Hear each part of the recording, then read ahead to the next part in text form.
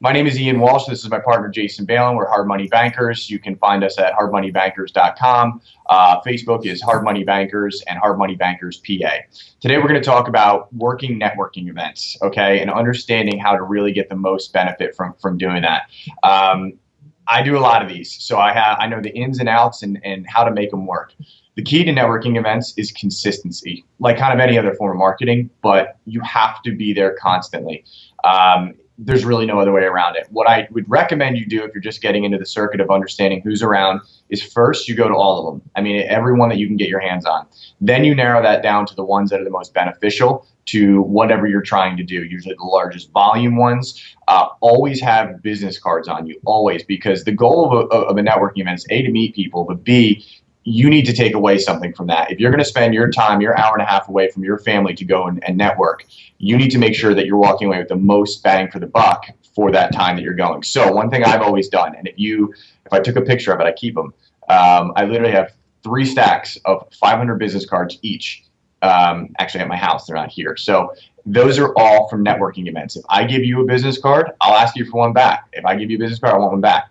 Now, they don't just sit there as a trophy in a trophy case at my house. What they become is part of a marketing campaign. And those people get familiar with us and they go online and they check us out. Next thing you know, they see us on Facebook, they see us on LinkedIn. We seem to be everywhere.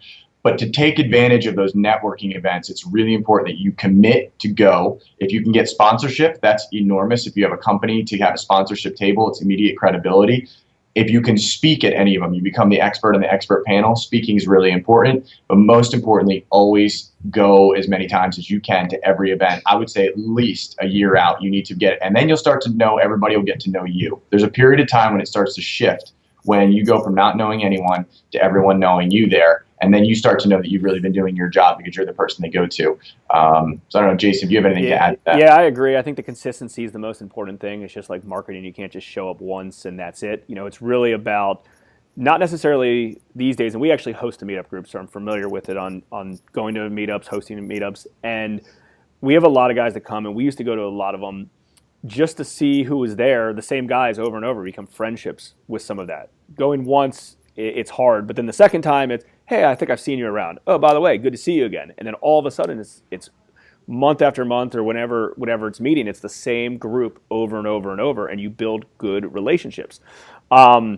A few other tips that I had, because I was never a huge networker. Like, we would go to them because I understood the importance of it for our business. But, you know, I don't like chit-chatting or, you know, whatever. I like solidifying good relationships, but the openings were always hard. So I used to bring a note card with me, and I used to write down one particular goal that I would have. And it would be like, I want to try to find a property, or I want to connect with a wholesaler, or I would just give myself one task. Like, nothing crazy, like I need to talk to 10 people, I need to get 10 or 20 business cards.